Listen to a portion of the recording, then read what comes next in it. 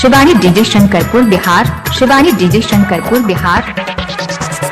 DJ वाला छोड़ा छिए के पलट पर देतो है दिलाए। खिड़की बाजार मधुबनी। डीजे वाला छोड़ा छिए के पलट पर देतो है दिलाए।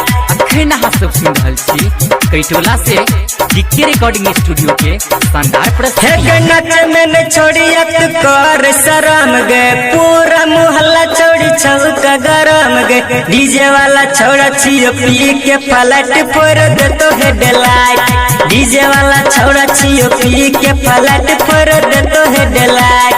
खोजड़ी के छौड़ा सबके तोड़े जका हट फोड़ देतो है डिलाइट। गिट्टी के छौड़ा सबके तोड़े जका हट फोड़ देतो है डिलाइट। डीजे संतोष राज। डीजे संतोष राज। डीजे संतोष बोझी पुनर्वास। बोझी पुनर्वास। बोझी डीजे वाला छोड़ा छिए के पलट फोड़ देतो है डिलाइट। खिड़की बाजार मधुबनी। डीजे वाला छोड़ा छिए के पलट फोड़ देतो है delight. Shivani DJ Shankarpur Bihar. Priyakshi DJ Bojhi पुनर्वास। हे गके छौड़ा सबके कनक चललही। डीजे वाला छौड़ा सब में मायर फसलही। डीजे वाला छौड़ा सब में मायर फसलही। डीजे वाला छौड़ा सब में मायर फसलही। हे गके छौड़ा सबके कनक चललही। डीजे वाला छौड़ा सब में मायर फसलही।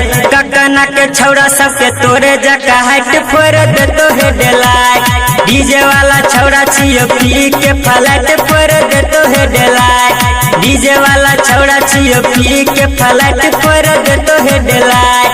खोजड़ी के छौड़ा सबके तोड़े जका हट फोड़ देतो है डिलाइट। डीजे संतोष राज। डीजे अखन संतोष अहाँ सब राज। सुन डीजे रहल छी संतोष कैटोला से बोझी पुनर्वास। स्टूडियो के बोझी पुनर्वास। शानदार प्रस्तुति। डीजे वाला छौड़ा छिए के पलट फोड़ देतो है डिलाइट। खिड़की बाजार मधुबनी। डीजे वाला छोड़ा छिए के पलट फोड़ देतो है delight. Shivani DJ Shankarpur Bihar. Shivani DJ Shankarpur Bihar. फोड़ देतो है डिलाइट।